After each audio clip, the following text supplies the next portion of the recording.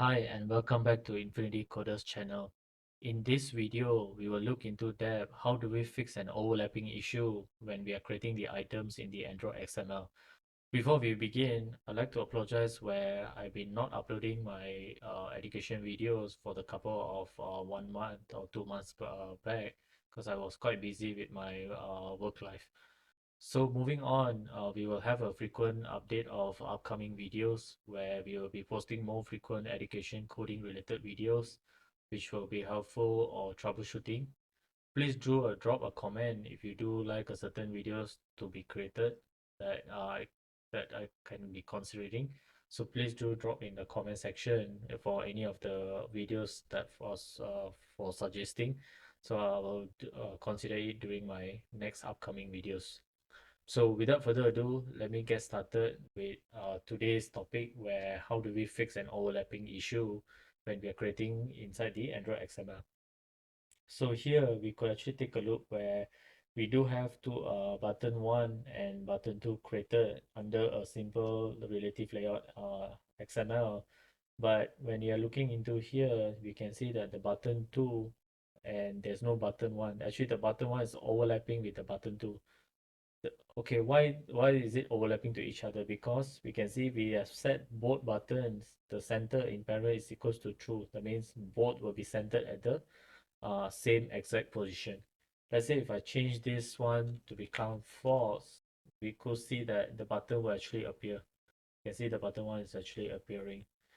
So let's say I still want both of the button 1 and button 2 to be at the center. So in this case, how do I fix where both buttons are the center but it can still be visible? One of the way we can change is we can use layout center, we can call it a center vertical, which will actually position it at the center, but center vertical means that it will only start at the most center, this vertical. This is the center. So you will start from this center. Let's say if I also set the below button 2 to be the same, so it will also start at the same position.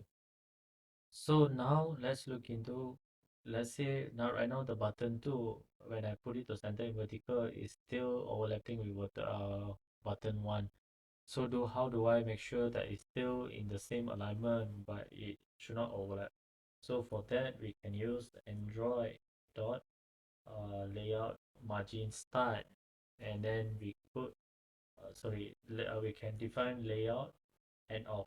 Layout to end off, that means this will declare that you need to begin at the end of button 1.